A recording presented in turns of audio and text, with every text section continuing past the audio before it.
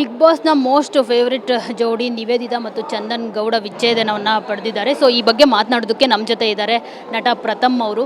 So ಅವ್ರನ್ನ ಮಾತಾಡ್ಸೋಣ. Sir, ಈಗ ನಿವೇದಿತಾ ಮತ್ತು ಚಂದನ್ ಡಿವೋರ್ಸ್ ಮಾಡ್ಕೊಂಡಿರೋವಂಥದ್ದು ಸೊ ಇವತ್ತು ಅಫಿಷಿಯಲಿ ಅನೌನ್ಸ್ ಮಾಡಿದ್ದಾರೆ. ಸೊ ಏನು ಹೇಳ್ತೀರಿ ಅಂದರೆ ಅವರಿಬ್ಬರನ್ನ ನೀವು ತುಂಬ ಹತ್ತಿರದಿಂದ ನೋಡಿದ್ದೀರಾ, ಏನು ಹೇಳ್ತೀರಿ? ಮೊದಲನೇದಾಗೆ ಡೈವರ್ಸ್ ಅನ್ನೋದು ತುಂಬ ನೋವಿನ ಸಂಗತಿ. ನನ್ನ ಐಡಿಯಾ, ಚಂದನ್ ತುಂಬ ಎಕ್ಸ್ಟ್ರೀಮಾಗಿ ಯಾರಿಗೂ ಹರ್ಟ್ ಮಾಡೋ ವ್ಯಕ್ತಿ ಅಲ್ಲ. ನಾನು ನನ್ನ ಸ್ನೇಹಿತನ ಸಪೋರ್ಟ್ ಮಾಡ್ತಾ ಇದ್ದೀನಿತ್ತಲ್ಲ, ನಿಮಗೆ ಗೊತ್ತಿರಲಿ, ನಾನು ಚಂದನ್ ಮಾತಾಡ್ತಾ ಇರಲಿಲ್ಲ, ಎಷ್ಟೋ ಜನಕ್ಕೆ ಗೊತ್ತಿಲ್ಲ. ಯಾಕೆಂದರೆ ಡಿಫ್ರೆನ್ಸ್ ಆಫ್ ಒಪಿನಿಯನ್ ಇತ್ತು. ಮೊನ್ನೆ ಬಿಗ್ ಬಾಸ್ ಗ್ರ್ಯಾಂಡ್ ಓಪನಿಂಗ್ಗೆ ನಾನು ಚಂದನ್ ಆ್ಯಂಡ್ ಶ್ರುತಿ ಮ್ಯಾಮ್ ಗೆಸ್ಟಾಗಿ ಹೋದಾಗ ಚಂದನ್ ಹತ್ರ ಏನು ಚಂದನ್ ಹಿಂಗೆ ಮಾಡಿದ್ರಲ್ಲ ನಿಜನಾ ಅಂತ ಕೇಳಿದೆ. ಬ್ರೋ ಇಲ್ಲ, ಇದು ರಾಂಗ್ ಒಪಿನಿಯನ್ ಇದೆ, ಹಿಂಗಾಯಿತು, ಅವತ್ತು ನಡೆದಿದ್ದು ಈ ವಿಚಾರ ಅಂತ ಹೇಳಿದಾಗ ಆತನಿಗೆ ಕೇಳಿಸ್ಕೊಳ್ಳೋ ಪೇಷನ್ಸ್ ಇದೆ, ಕ್ಲಾರಿಟಿ ಇದೆ. ಸೊ ಯಾಕೆ ಹಿಂಗಾಯಿತು ಗೊತ್ತಿಲ್ಲ. ಒಂದು ಹೇಳ್ತೀನಿ, ಚಂದನ್ ನಿವೇದಿತಾ ಇದು ಹೇಳೋದು ಸರಿನೋ ತಪ್ಪೋ ಗೊತ್ತಿಲ್ಲ, ಪಬ್ಲಿಕ್ ಪ್ಲ್ಯಾಟ್ಫಾರ್ಮಲ್ಲಿ ಹೇಳೋಕ್ಕೆ ನಾನು ಯಾರೂ ಅಲ್ಲ. ಆದರೂ ಒಂದು ಮಾತು ಹೇಳ್ತೀನಿ, ನೀವು ಬೇರೆ ಆದ್ರಿ ಅಂದಾಗ ಅಯ್ಯೋ ಅನ್ನೋದಕ್ಕಿಂತ ಸಂಭ್ರಮ ಪಡೋಕ್ಕೆ 1000 ಜನ ಇರ್ತಾರೆ. ನಿಮ್ಮ ಉಬ್ಬಿದ ರಕ್ತನಾಳಗಳ ಸಮಸ್ಯೆಗೆ ಎವಿಸ್ ಆಸ್ಪತ್ರೆಯಲ್ಲಿ ಕೇವಲ 30 ನಿಮಿಷದ ಲೇಸರ್ ಚಿಕಿತ್ಸೆಯೊಂದಿಗೆ ಮುಕ್ತಿ ಹೊಂದಬಹುದು. ಹೆಚ್ಚಿನ ವಿವರಗಳಿಗಾಗಿ ಸಂಪರ್ಕಿಸಿ 8088837300.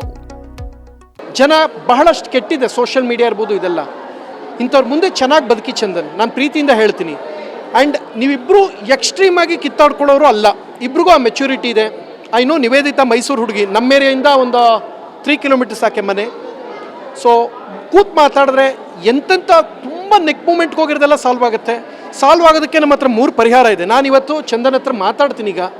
ಇವತ್ತು ಸಿಕ್ಕಿಲ್ಲ ಅಂದರೆ ನನ್ನ ಮನೆಯಿಂದ 100 ಹೆಜ್ಜೆ, ಅದು ಆಗಲ್ಲ. ಇನ್ನೊಂದು ಆಪ್ಷನ್ ಇದೆ, 2 ಬ್ರಹ್ಮಾಸ್ತ್ರ ಇದೆ. ಧ್ರುವ ಸರ್ಜಾ ಅವ್ರ ಹತ್ರ ಮಾತಾಡಿಸ್ತೀನಿ. ಯಾಕೆಂದರೆ ಧ್ರುವ ಸರ್ಜಾ ಅವರು ಇದಕ್ಕೆ ಮಧ್ಯಸ್ಥಿಕೆ ವಹಿಸಲೇಬೇಕು. ಧ್ರುವ ಸರ್ಜಾ ಅವರು ಮಾತನ್ನು ಚಂದನ್ ಇಲ್ಲ ಅನ್ನಲ್ಲ. ಯಾಕೆಂದರೆ ಪೊಗರು ಸಿನಿಮಾಗೆ ಎಲ್ಲ ಹೇಳಿದ್ರು, ಇದು ಧ್ರುವ ಅವರೇ ಹಠ ಮಾಡಿ ಚಂದನ್ ಇರಲಿ ಅಂತ ಹೇಳಿದ್ರು. ಯಾಕೆಂದರೆ ಎಲ್ಲರೂ ಮಾತಾಡ್ತಾ ಇದ್ದ ಹ್ಯಾಟ್ರಿಕ್ ಕಾಂಬಿನೇಷನ್ ಇತ್ತು ಅಂತ. ಇಲ್ಲ, ಇದೊಂದು ಸಲ ನನ್ನ ಗೆಳೆಯನ್ ಕೊಡೋಣ ಅಂತ ಹೇಳಿ ಕೊಟ್ಟಿದ್ರು. ಸೊ ಚಂದನ್ ಧ್ರುವ ಅವ್ರ ಮಾತನ್ನು ತೆಗೆದಾಕಲ್ಲ ಅಂತ. ಇದು ಯಾವುದಕ್ಕೂ ಆಗಲಿಲ್ಲ ಅಂದರೆ ನಮ್ಮ ಹತ್ರ ಇನ್ನೊಂದು ಅಸ್ತ್ರ ಇದೆ, ಪುನೀತ್ ರಾಜ್ಕುಮಾರ್ ಅವರು. ಅಪ್ಪು ಅವ್ರದ್ದೊಂದು ಸಿನಿಮಾ ಬಂದು ಗೊತ್ತಾ, ಮಿಲನ ಸಿನಿಮಾನ ಲಿಂಕನ್ನು ಚಂದನ್ ವಾಟ್ಸಪ್ ಮಾಡ್ತೀನಿ. ಕ್ಲೈಮ್ಯಾಕ್ಸಲ್ಲಿ ಗೊತ್ತಲ್ಲ, ಬಂದು ಅಪ್ಪು ತಪ್ಕೊತಾರಲ್ಲ, ಸೇಮ್ ಅದೇ ಕತೆ ಆಗಿರೋದು. ಅಪ್ಪು ಹೆಂಗೆ ಪಾರ್ವತಿನ ತಪ್ಕೊಂಡ್ರು ಹಂಗೆ ನಾವು ರೆಡಿ ಮಾಡಿಸೋ ಪ್ರಯತ್ನ ಶಕ್ತಿ ಮೀರಿ ಮಾಡ್ತೀವಿ. ಚಂದನ್ ಬಿಟ್ರಿ ಅಂದರೆ, ನೀವಿಬ್ಬರು ಬೇರೆ ಆದ್ರಿ ಅಂದರೆ ನೋಡಿ ಖುಷಿ ಪಡೋಕ್ಕೆ 1,00,000 ಜನ ಇದ್ದಾರ್ರಿ. ಪ್ರಪಂಚ ಹಂಗೆ ಕೆಟ್ಟೋಗಿದೆಯಪ್ಪ, ಚೆನ್ನಾಗಿ ಬದುಕಿ. ನಾನು ಕೂಡ ನನ್ನ ಮತ್ತು ನನ್ನ ವೈಫ್ ಮಧ್ಯೆ ಭಾಳಷ್ಟು ಚಂದನ್ಗೆ ಈ ಮಾತು ಯಾಕೆ ಹೇಳ್ತೀನಿ ಅಂದರೆ ಅದಕ್ಕೊಂದು ಕಾರಣ ಇದೆ. ನನ್ನ ಮದುವೆ ದಿನ ನಡೆದ ಒಂದು ಘಟನೆ. 3 ಡೇಸ್ ಬಿಫೋರ್ ಫೋನ್ ಮಾಡಿದಾಗ ಏನು ಹೇಳಿದ್ದು ಗೊತ್ತಾ ಚಂದನ್? ಬ್ರೋ ಕರೆದ್ರೆಲ್ಲ ಬರಲ್ಲ ಬ್ರೋ, ನಮ್ಮ ಆಫೀಸ್ಗೆ ನೀವು ಭಾನು ಇಬ್ಬರು ಬರಬೇಕು ಅಂದರು.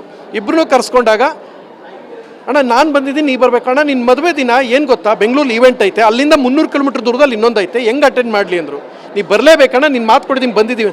ಮದುವೆಗೋಸ್ಕರ ಚಂದನ್ ಮಧ್ಯಾಹ್ನ 3 ಗಂಟೆಗೆ ನನ್ನ ಮದುವೆಗೆ ಬಂದು, ಯಾರಿಗೂ ಗೊತ್ತಿಲ್ಲ ಅದು, 3 ರಿಂದ 4:15 ತನಕ ನಮ್ಮಲ್ಲಿದ್ದು ಎಲ್ಲರೂ ಮಾತಾಡ್ಸೋಗಿ, ಬ್ರೋ ಇನ್ನೊಂದು ಅರ್ಧ ಗಂಟೆ ಇದ್ರೂ ಸಮಸ್ಯೆ ಆಗುತ್ತೆ ಅಂತ ಮದುವೆಗೆ ಆತ ಮಂಗಳಸೂತ್ರಕ್ಕೆ ಕೊಡುವಂಥ ಮಹತ್ವ ಚಂದನ್ ಗೊತ್ತು.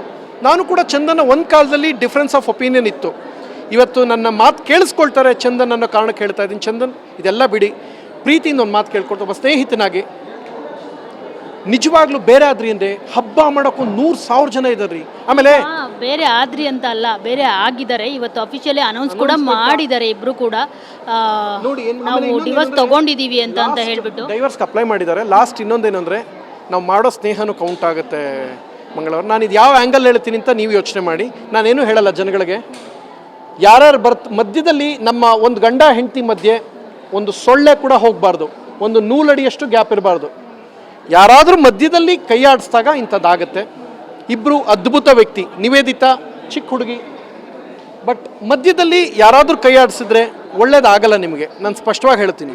ಯಾಕೆಂದರೆ ತುಂಬ ಕಷ್ಟ ರೀ, 1000 ಸುಳ್ಳು ಮದುವೆ ಮಾಡು ಅಂತಾರೆ.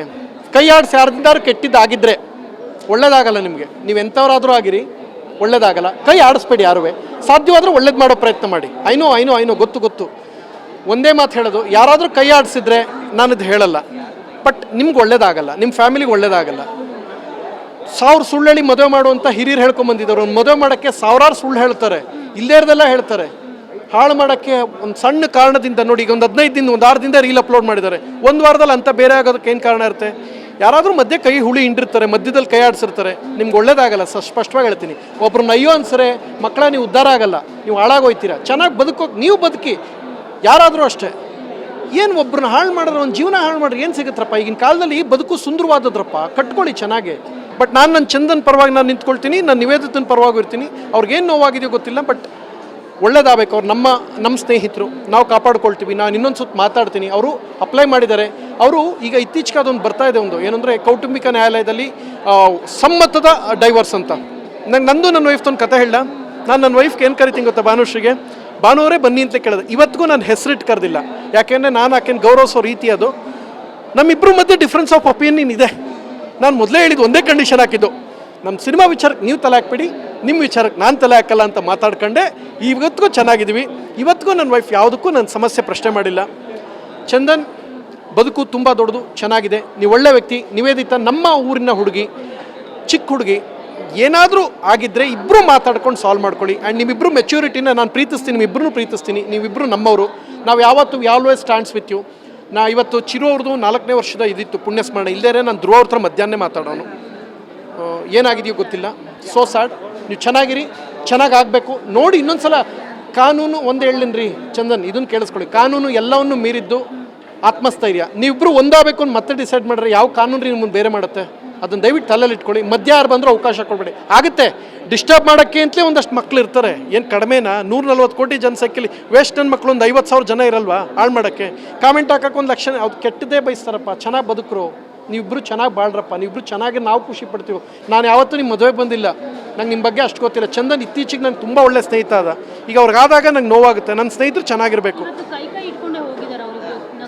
ಅಂದರೆ ಅವ್ರಿಗೆ ಒಳ್ಳೆ ಏನಾಗಿದೆ ಅಂದರೆ ಮಧ್ಯದಲ್ಲಿ ಯಾರೋ ಬಂದು ತೊಂದರೆ ಮಾಡಿದ್ರೆ ತಪ್ಪು. ಇಬ್ಬರು ನಮ್ಮ ಹುಡುಗರು, ಇಬ್ಬರು ನಮ್ಮವರೇ. ನಾನು ಇನ್ನೊಂದು ಚಂದನ್ ಹತ್ರ ಮಾತಾಡ್ತೀನಿ. ಅಂಟಿಲ್ ಅನ್ಲೆಸ್ ನನಗೆ ಚಂದನ್ ಹತ್ರ ಮಾತಾಡ್ತಂಗೆ ಕ್ಲಾರಿಟಿ ಇಲ್ಲ. ಧ್ರುವ ಅವರು ಮಾತಾಡಬೇಕು. ಧ್ರುವ ಅವ್ರು ಮಾತಾಡಿದ್ರೆ ಮಾತ್ರ ಇದೆಲ್ಲದಕ್ಕೂ ಉತ್ತರ ಸಿಗುತ್ತೆ. ಧ್ರುವ ಅವ್ರು ಮಾತಾಡಿದ್ರೆ ಮಾತ್ರ ಇದು. ನೋಡಿ ಇಲ್ಲೂ ಮಾತಾಡ್ತಾನೆ. ಏನು ಮೇಡಮ್ ಇವ್ರಿಗೆಲ್ಲ ರಾಂಗ್ ನಂಬರ್ ಆಮೇಲೆ ಮಾಡಿ. ಸುಮ್ಮನೆ ಹಂಗೆ ಅಂದ್ಬಿಡ್ಬೇಕು, ಗಾಬರಿ ಆಗ್ಬಿಡ್ಬೇಕು, ಸುಮ್ಮನೆ ಹಂಗೆ ಟೆನ್ಷನ್ ಕೊಟ್ಬಿಡ್ಬೇಕು. ಏನು ನನ್ನ ಹಂಗೆ ಅಂದ್ಬಿಟ್ರಾ ಅಂತ ಇರಲಿ.